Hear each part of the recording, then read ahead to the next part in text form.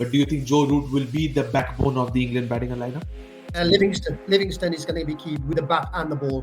Do you think yourself surpassing the group stages? Rashid is the only player in this squad that they can't replace. Now, strange thing I want to ask you, Paji, about a player that has been forgotten quite early.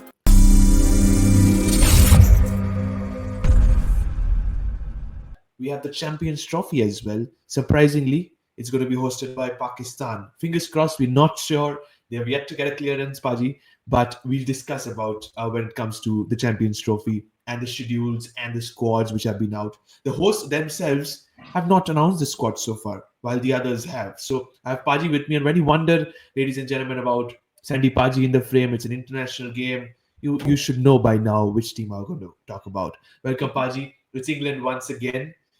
Talking about the ongoing series which is happening at India, where England are currently 2-0 down in the T20I series. My question, first of all, before I move on to the ODI format, do you really think England are in a transition phase? I think they are. Obviously, the T20 and Test matches, they seem a bit more and the ODIs is going to be one that they've really got to see, and we'll see what happens in India when they play the ODIs later in the year, how they chew and how they line up.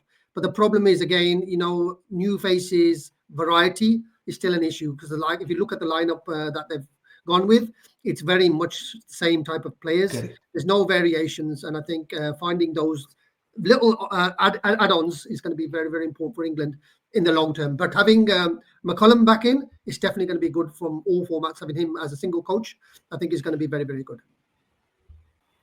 Cool. So expecting some Bazball at Pakistan conditions in the Champions Trophy from England. But let's straight away move on to the squads, to be honest. And starting with England's squad, but you said it's more or less the same. But if you go from the top to the bottom, you have 3 wicket keepers once again.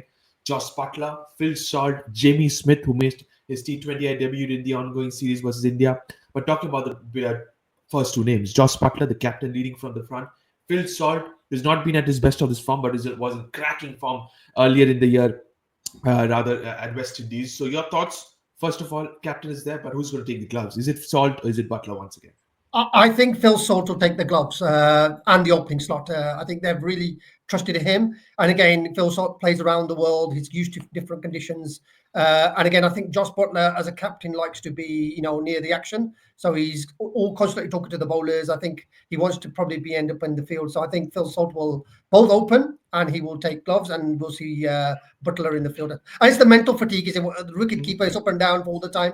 I think he wants to stay sharp. So I think Salt will take the gloves and Buttler will be in the field. But them two are now. Okay, but I have a different opinion, to be honest. When we talk about wicket keepers being the second best captain in the side, when Buttler was then in the 2019 ODI team under the leadership of Owen Morgan, he was the one who made the run out and won England the ODI World Cup.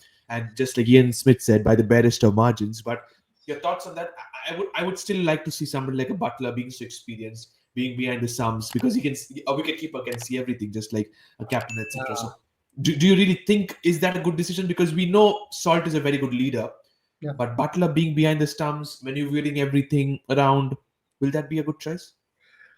See, I've seen Buttler in both phases. We've seen him for Rajasthan when Sanju comes in the field behind the stumps and he can field. So I think with Salt, you probably do see him more as now a wicket keeper. So I think to have consistency, they've got to make that decision.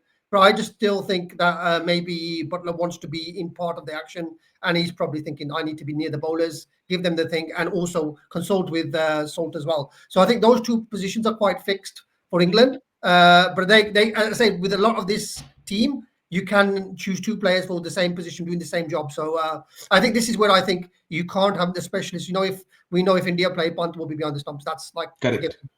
So I think other teams are like that, and I think maybe the Australian model of having the bowler or near the captain near the bowlers is probably something that England will go for. But Buttler, world-class player behind the stumps or in the field, I don't think it makes much difference for him. He'll be in charge, and we know that. Okay, so you think he's going to be in charge? Buttler will be in the field and Salt behind the stumps. But on the top order batter, just like you said, Salt should open. So I think Ben Duckett should be his opening partner.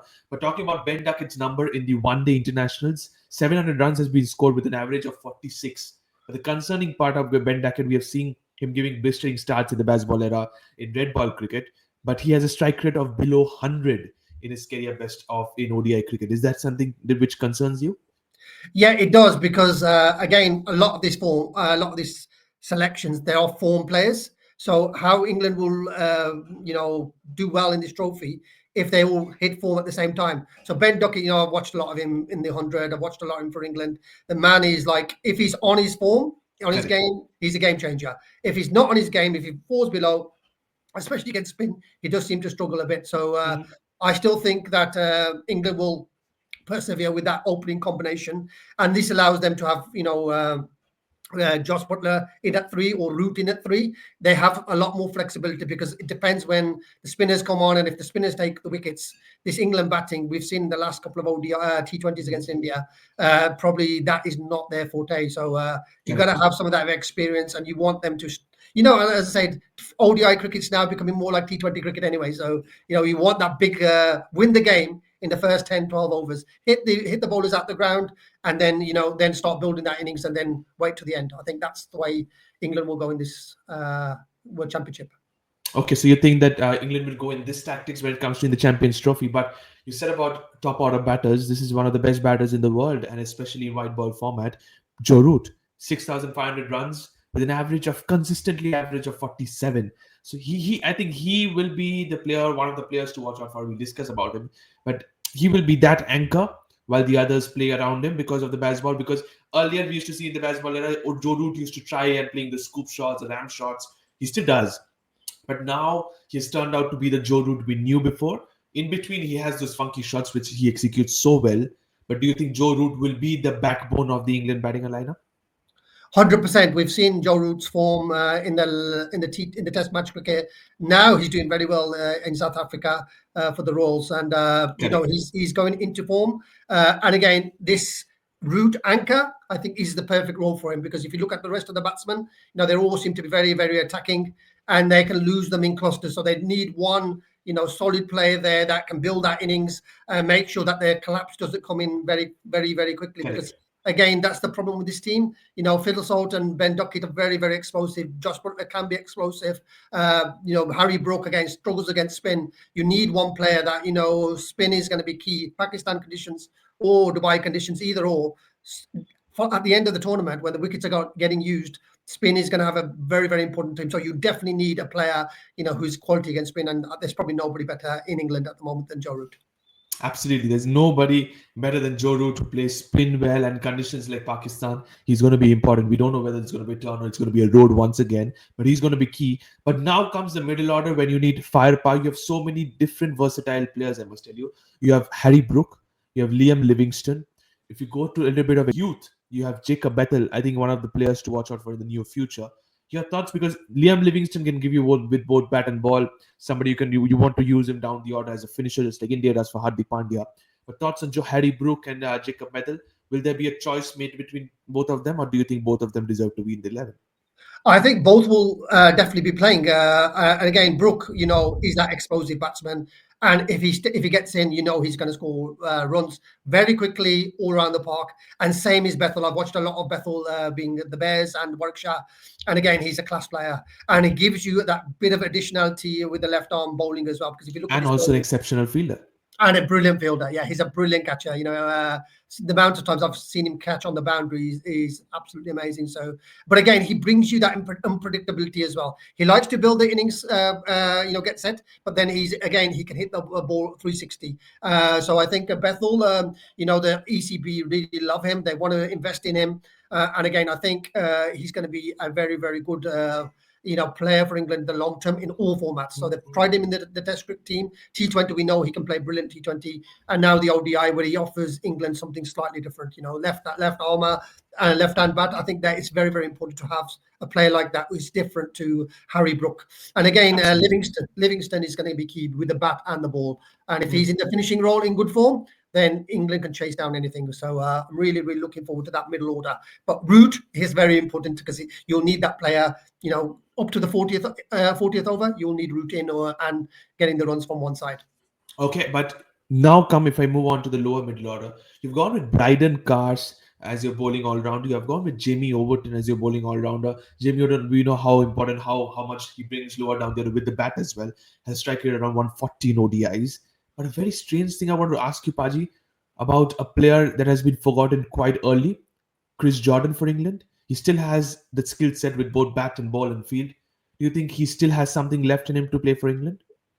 I think Jordan's been a very good servant for England, but I think his days are now numbered in the international, especially ODIs. Okay. He'll play T20 cricket. He probably will play in most of the leagues like he does. And again, the thing is, the longer formats, I just don't think. I think he can be lined up. Whereas Cars and Overton, you probably are getting more solid with the ball. They're very harder to hit. The only problem is they're too similar. So Yeah, again, absolutely. this is the issue that they've got. So if I were to pick, I'd probably pick one of them because you'd have to pick Archer and Wood have to be Yeah, the two spearhead bowlers because those two give you their express pace. They give you the, they can be expensive, but they can yeah, also take wickets right at the top of their absolutely. innings. So I think England love that combination. But again, we don't know Archer's fitness over a long tournament like the Champions Trophy. So I Trophy, think yeah. I think they'll probably rotate them. So you'll probably see that. But I think Wood, if he's fit, will probably play most of the games, and he'll be the one that they'll keep, hoping that once he takes a couple of wickets, we know what he can do. He's a very very high confidence bowler, but he can take wickets, and I think that's where England will be very very dangerous if Archer and Wood perform consistently. Okay, so you said about the two players, Jofra Archer, 47 ODI wickets for his name. Similarly, Mark Wood has surpassed him. Mark Wood has 77 ODI wickets. Both are spirits. Economy of 6 average for both of them. That's understandable in ODIs because of the express pace. But in the ongoing T20I series versus India, Paji, both of them are touching 150 clicks. Is that a very, very good sign for England, which means that they are fully fit? Yeah, they seem fully fit, and I think England have managed Archer very well. Wood, we've seen he can break down in the thing, so they have really looked after them. After the last Test series in England, where Mark Wood was phenomenal. He got injured at the end, and then he's had a long time off. So, can they keep them fit? And the conditions in Pakistan, or if they go to Dubai, will be hot weather.